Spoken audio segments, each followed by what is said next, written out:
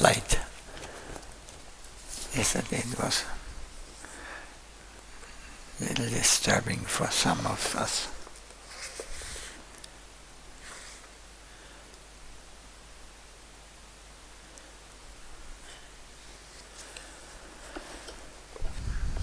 Oh, where is it? Oh, here.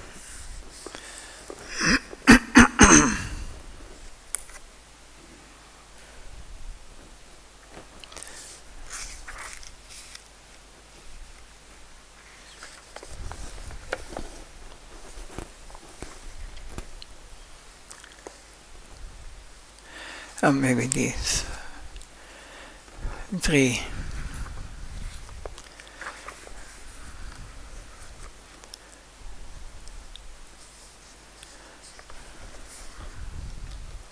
Chapters or short answers on the questions we can hear. How should we live in this material world, in this world? As one who is tied up and beaten feels pain, even though he does not want to. We should accept our place in this material world while condemning it. Indulging in worldly topics or the topics of material enjoyment increases our material existence, while indulgence in spiritual topics or topics related to Krishna's enjoyment awards us devotional service. If we are not thinking about Hari, we are certainly thinking about material enjoyment. People in this world are always and will always indulge in worldly topics. Instead, we should chant Hari's name while remaining indifferent to such topics. Otherwise, we will become just like the materialists. Mahaprabhu has warned us not to speak about or hear worldly topics.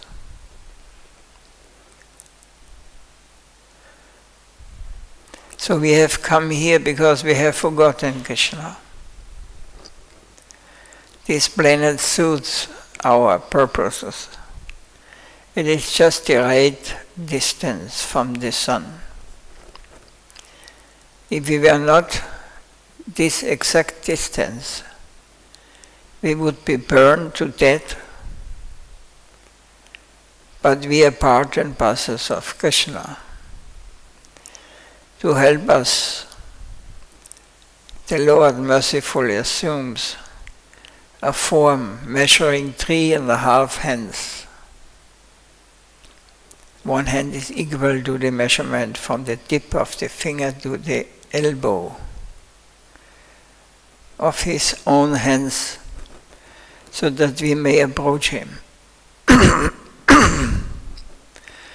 We have to adjust ourselves to his desire.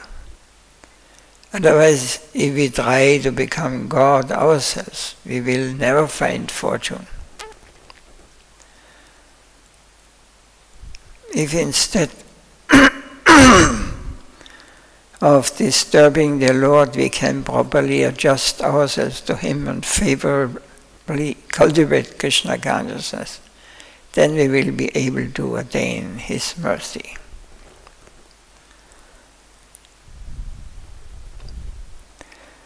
One hand is equal to the measurement from the tip of the finger to the elbow. This size approximately is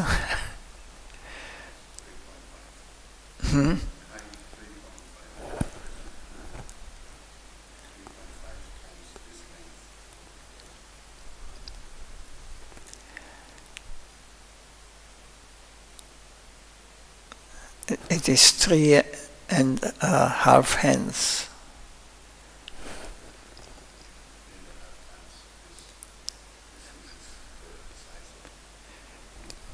Paramatma, Super Soul.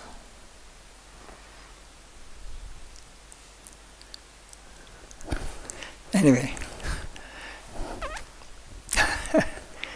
this may not be the most important. Super Soul is in every living being.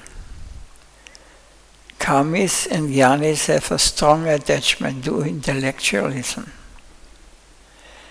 They think karma and jnana are prominent, but the Lord has a different perspective. In Chaitanya Charitamrita said, Krishna Puruse Jivanada Pahimukha Daeva Maya Danita Samsara Dukkha. Forgetting Krishna, the living entity has been attracted by the external feature from time immemorial. Therefore, the illusory energy Maya gives him all kinds of misery in his material existence. So both karma and jnana are the activities of conditioned souls.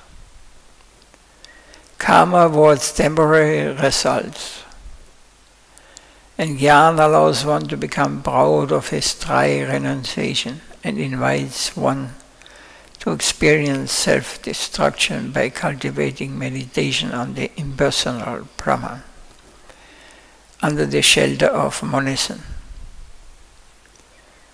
So both sense enjoyers and dry renunciates are mistaken and misguided. Both are cheaters. One should free oneself from the influence of these two parts. As we told already, it is said, karma is for our, we do for our enjoyment. And jnana is also another way to enjoy, or to get free from the suffering of the material plane. But it is also the consciousness, or the thinking is, then I can enjoy peace or some new state of emptiness. The Buddhist goal is some nirvana. But what they want is, they want to kill the soul. They want to destroy, that they are not existing anymore. This is the goal. And Shankaracharya, he preached according to the Vedas. Also, this Brahman realization was a main part. But he used the Vedas, and the Vedas, and there is no destroyment or destroying of the soul. Is not possible. So the soul is just eternal. You cannot kill. So he preached this, and Shankaracharya was not very long on this planet. He left young. He took sannyas when he was 12 years old. So in the end he was chanting, writing down the shloka, Bhaja Govinda, Bhaja Govinda.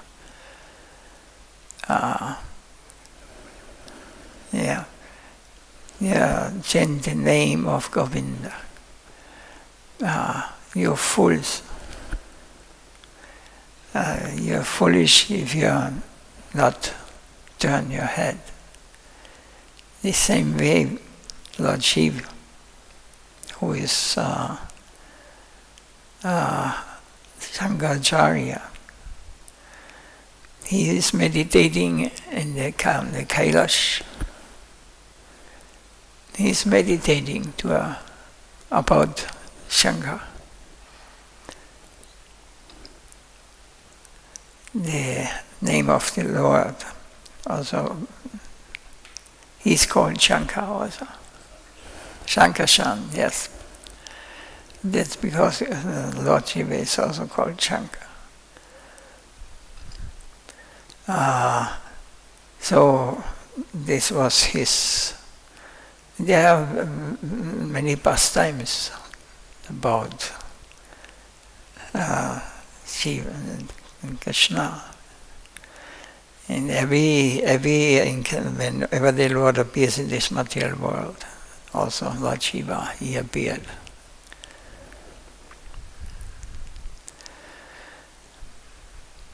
So, there's any question on this, because the next chapter is about spiritual life.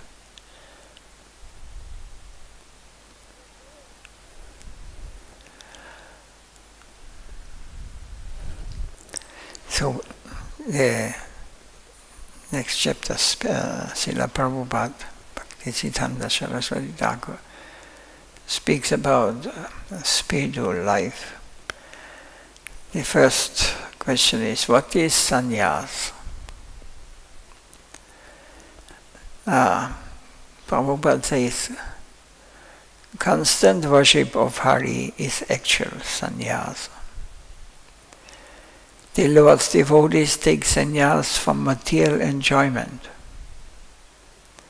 and liberation and take shelter at the lotus feet of Bhakti Devi.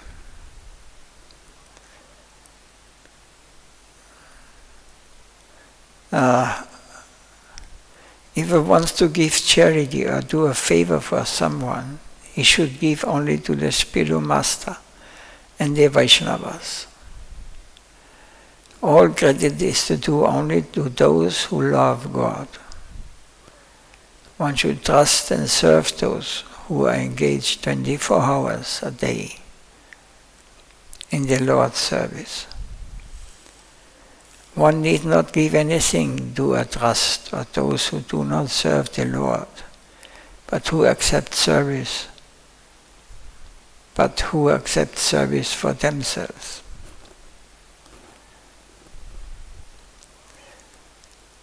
So, do Vaishnavas ever become ritually contaminated? So whether a Vaishnava is a householder or a renunciant, he is not impure or contaminated. Performance of funeral rites and the offering of oblations to forefathers are automatically taken care of simply by serving Hari. So devotees do not have to perform these activities separately. But to maintain worldly etiquette, household devotees become purified by chanting Hari's holy names. And on the 11th day after a death is for Vaishnavas. Or on any other day perform the Shraddha ceremony by offering Mahaprasad to the forefathers. This is Vaishnava Shraddha. It should be performed if somebody comes. Actually, only Vaishnavas should be performed this. But who are connected with Vaishnava in the temple here. So we are also celebrating this.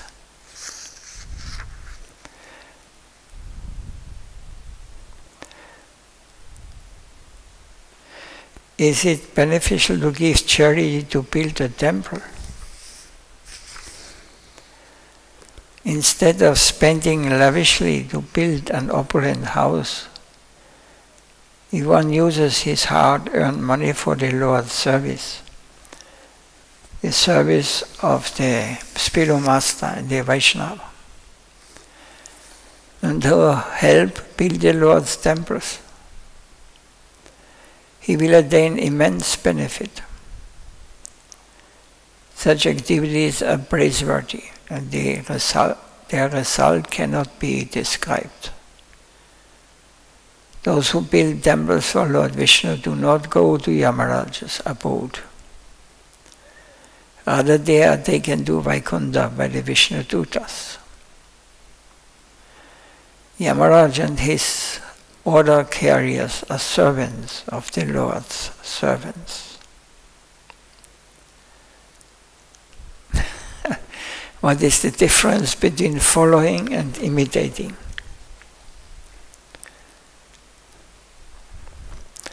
Just as subordination and flattery are not synonymous, similarly following and imitating are not synonymous. Many people think imitation means following. Play the role of Narada is a drama, is called imitating, while following the path of devotional service. Narada thought is following. To copy something artificially is imitating, but to follow in the footsteps of the great Mahajans is following. So we often think we are following when we are actually imitating. Following depends on one's own behavior, and it cannot be done while imitating. Imitation is a behavior based on perverted reflection of an action. From the external point of view, both imitating and following appear similar. Just as fool's gold and pure gold look similar. So imitation means bothing. We have the propensity to cheat others in order to accumulate name and fame. We often both or imitate. If we only imitate the Vedic path, we will not gain the same result we would attain if we followed properly. Imitation actually has no value. Any question on this point? Comments?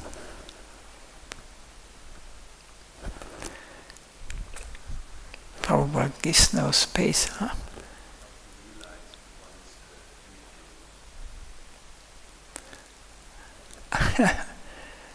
One has to become sincere. One really has to want Krishna. Imitation means one wants to get name, fame, profit. One imitates great personalities, by example. Acharya, so it is a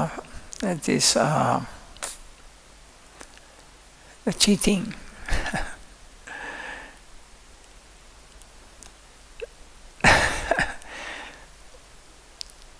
If we imitate real devotees, pure devotees,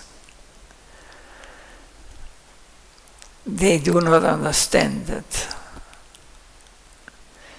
They think they are acting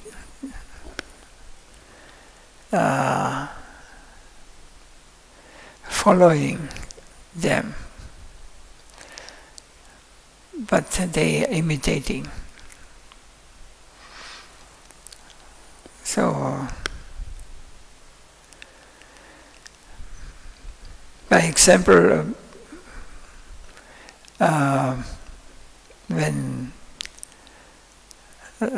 sannyasi following or we follow, someone follows pure devotee, Gurudev, by example. Externally, he may be sincere, following, imitating Gurudev or a real sadhu. But when he opens their mouth, then only material sound is coming. Topics are always on the external plane. So this is imitation actually has no value. It will not help us. And especially in the presence of some great souls, we should avoid, because we're becoming a laughing stock. They can see, but they don't let us know. They think, yes, I am one of them. I am the same plane as the real sadhus or real acharyas. So this is a very important thing, that following properly, we make advancement, real advancement, but imitating it ends in the material plane. Imitation there's no spiritual understanding, no realization is there. This conception was quite prominent in our old movement. Still Is, of course. Because they said imitation for a good thing is a good thing. They said like this, and this misconception is maybe they understand this imitation in a wrong way, perhaps. We must follow. We are different. Everyone has his mood, a different characteristic. We are all. Nobody is the same. Everyone is different. But by following the main line or the orders of the Shastra, Sadhu and Guru, bona fide sadhus and gurus. So we may have different moods, but when we are sincere and follow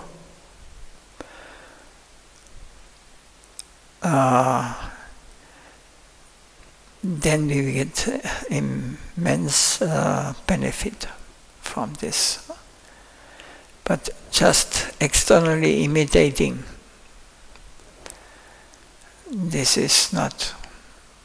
And I think I get sannyas and just sit on the same level than the advanced devotees, and I am one of them.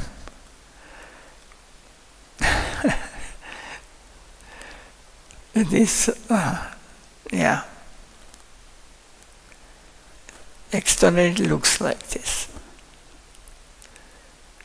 But we are spiritual, those who are advanced, and they will not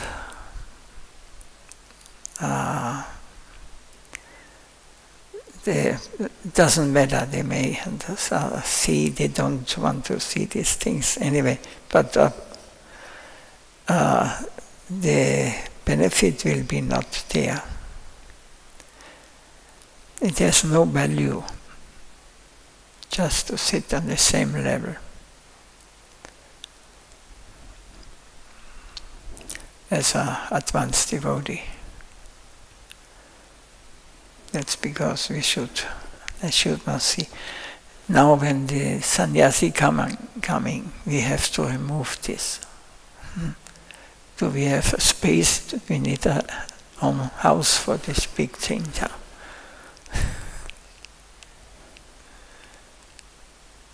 It should not. If one coming, then, but if more sannyasi is coming, then they should not be there.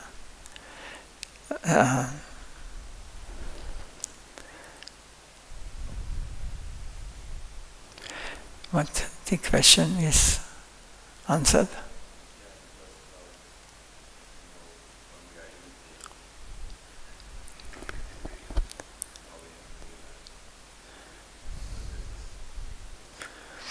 How to realize? You must know. I'm just moving in the same way, or as you said, we have seen from the beginning, and this was not following, this was imitating. If you follow, then you have to give up all these desires of name, fame, profit, especially lusty desire. They have to give it up. Otherwise, if you just do like you are great,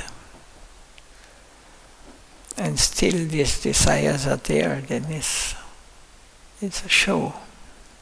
It's not real. No value. I mean, I speak now from the higher devotees, like our Guru Parampara. Anyway, there's many details in these things. But we can not discuss these things here.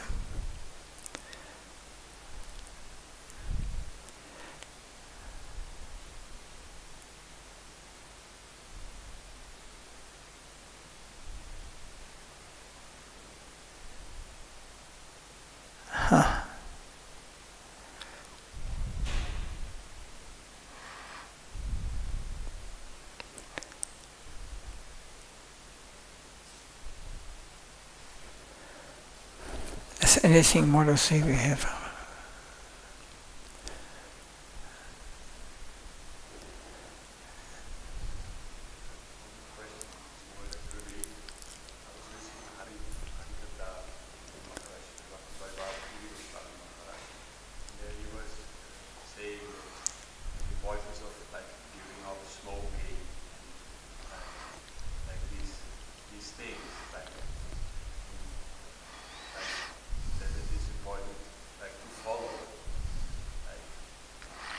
Yeah.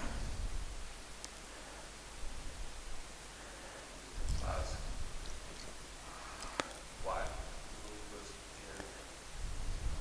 Maharaj wasn't going much more deep in this aspect. So I wanted to ask, why is it so important that we should follow these rules and regulations? That these rules and regulations were invented by Srila Prabhupada, Bhakti Siddhanta, because he saw they have these qualities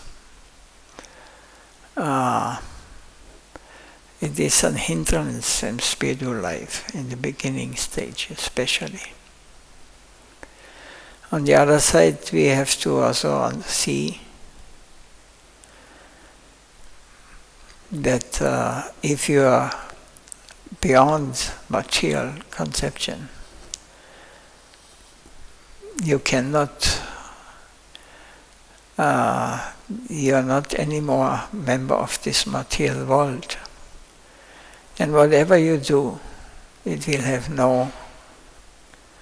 this has nothing to do, because they are detached. I told sometimes Guru Maharaj, he went to visit Vamsidhar,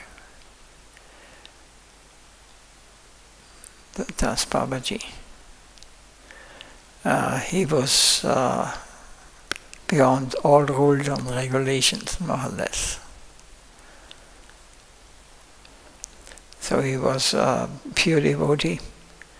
And Prabhupada Bhaktisiddhanta, he told to his disciple, you never visit him, you not go to him. But he himself always, he visited him very often. He was in Mayapur at this. He was staying there. And Guru Maharaj told, I think Guru Maharaj told this, yeah. And he came to him, and when he entered and said, the first he said, coffee, coffee. You want coffee? So we are not taking any intoxication or these things. And he got, every month he got a bag of tabak.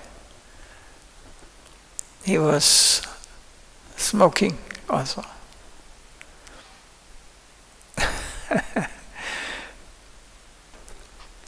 The beginners would say that he's a beginner, is a cheater or what.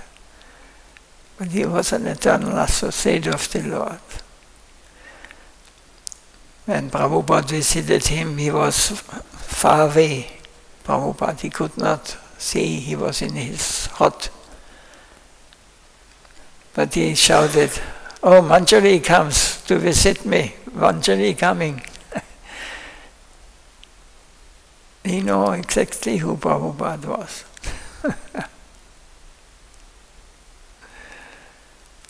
So we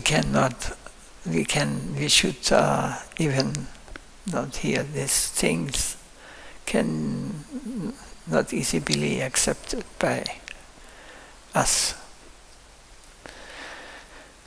They are beyond all of these material rules and regulations.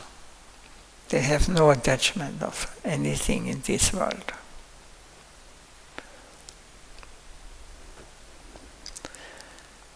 So for us it's important, we follow very strictly. In a temple we should follow very strictly.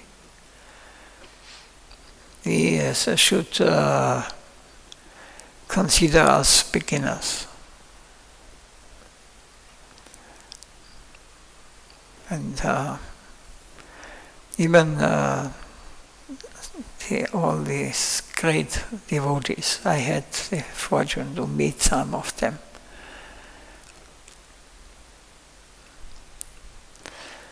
They are following very strictly. They are giving example. First we have to give up this addiction to ladies and intoxication and what are the four regulative principles? They are given: gambling,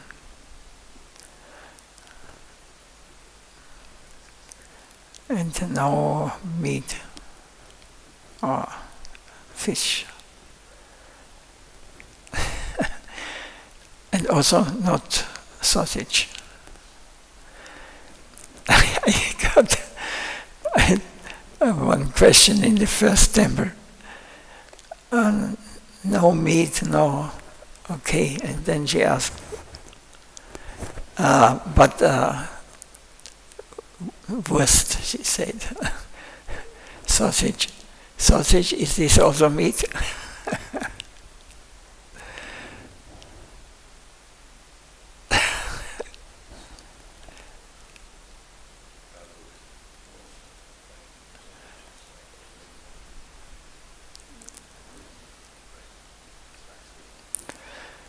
So we should follow this very strictly in our life, in the temple especially. Guru Maharaj, he gave a very example of this. He has never even forbid chilies and hing, asafoetida, not using in the kitchen of Krishna.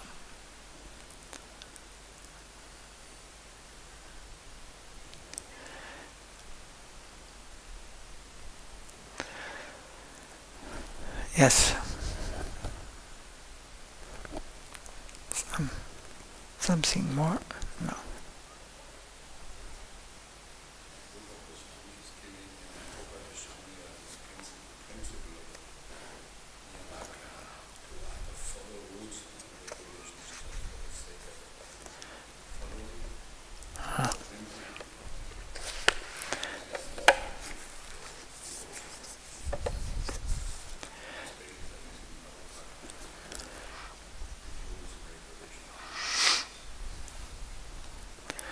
And Prabhupada invented it before Rupa Goswami. Rupa Goswami was after Gauranga Mahaprabhu.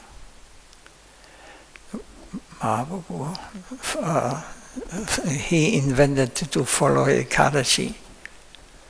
It was very important for him. Yeah. And Rupa Goswami is writing just what he heard from Mahaprabhu. And the Shastras, bona fide Shastras.